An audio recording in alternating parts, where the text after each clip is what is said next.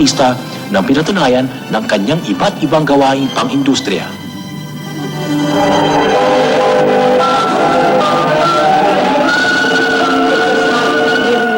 A very smooth sailing at first, no? Marami ka ring obstacles along the way. Pero, siyempre, sa tiyaga, sa hirap, na nakarating din ako at saka sa tulong ng maraming tao. Ano wala? Nakalimutan. O si Ben, o ang mga katulong niyo. Ako hindi! Mabubuksan ko muli ang kaso ko.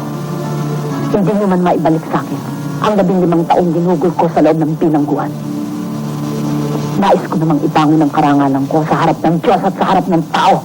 Ayoko naman sabihin, I've conquered, no, the dramatic world. It's just that I was given the chance to appear in movies like, you know, mga dramatic na kung saan nakakuha ako ng award. That is because probably the role was, you know, parang fitted for me.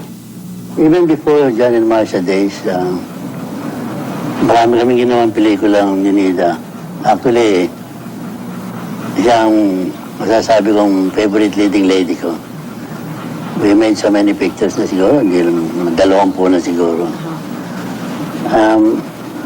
Masarap kasama si Nida, masaya, at saka very professional yan. Masayang malungkot na ganito yung nakaraan namin si John and Marcia. But still, si Nida laging bahagi na ng puso ko yan. Nida, alam mo naman kung gaano kakamahal sa amin.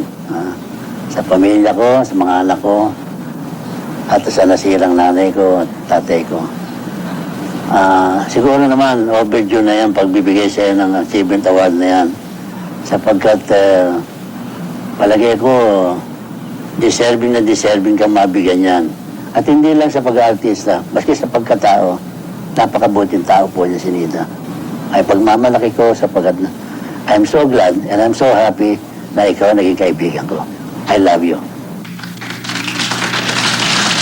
Isang aktres na mananatili dahil iba yung husay at pagmamahal sa industriya ang walang upas na si Miss Nida Blanca.